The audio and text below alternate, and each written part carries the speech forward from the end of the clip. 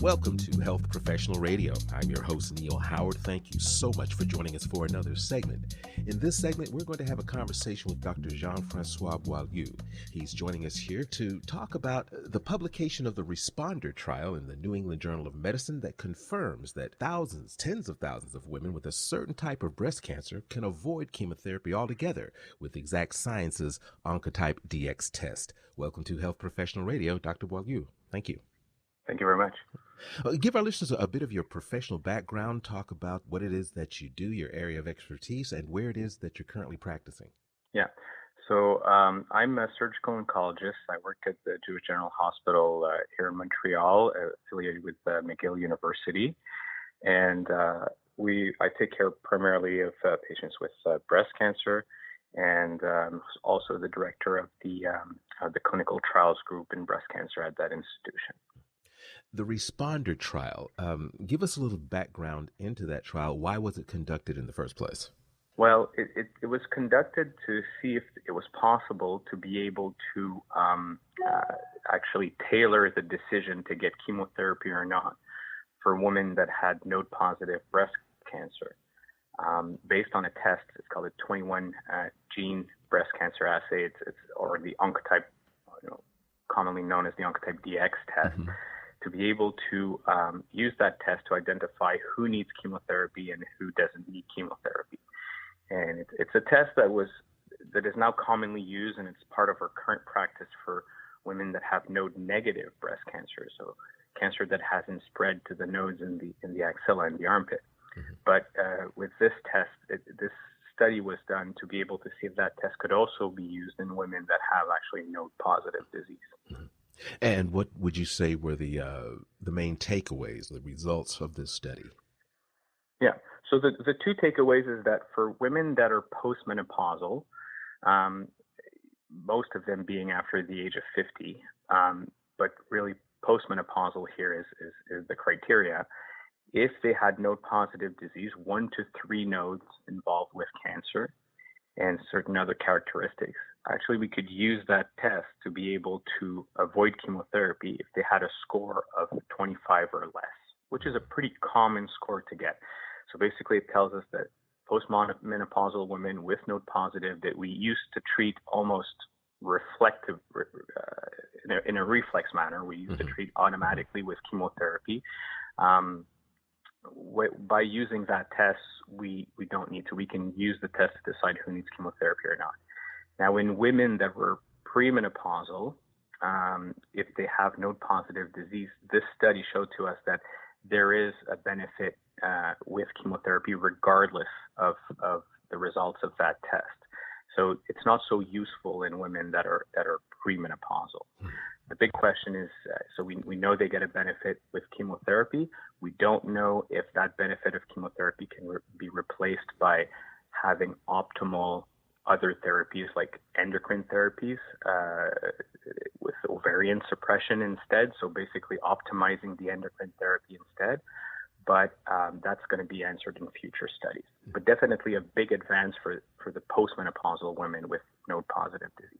Now, obviously, these results have shifted your approach to treating these patients. What is the impact, I guess, both physical and emotional on patients who are able to skip chemotherapy? It's an extremely difficult process.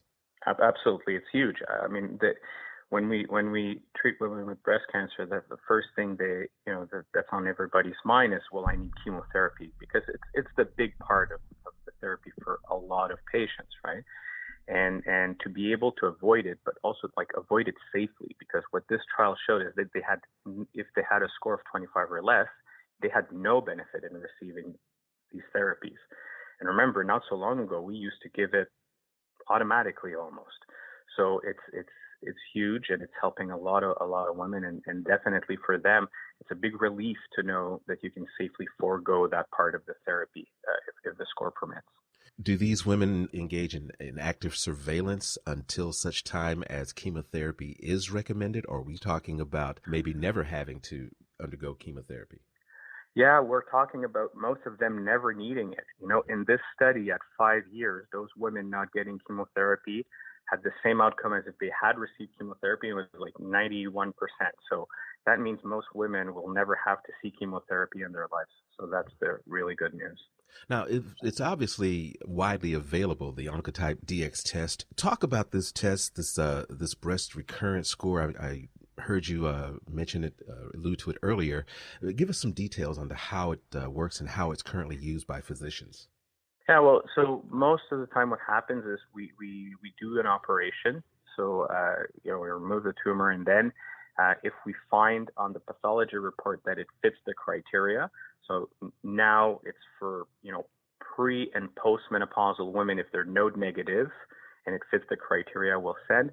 If the nodes are positive 1 to 3, we'll send only for the postmenopausal women, but not for the premenopausal women. And then what I mean send is that basically we send a piece of the cancer that we removed that's in the hand of our pathologist. So patients really don't need extra testing. It goes straight from our pathology lab to a lab outside in California, basically, that does the test. And we receive a report about 2 weeks after that tells us if it gives us a score.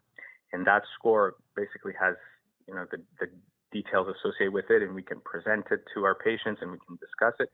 And it's at that moment really that we make the decision if we do chemotherapy or not. But I have to say that with this score now, which is, reliably the most precise test that we have to inform us on that decision, usually the decisions are very straightforward. Are many patients familiar with this type of test, or is it something that is brand new following their diagnosis? Honestly, in our practice in North America, it's quite, people know about it, mm-hmm. because it's been used for quite a number of years for people that are node negative. So it's now integrated in, I would say, the standard management for these patients. So what's new now with this study is that we can now use it for people that are postmenopausal and node positive.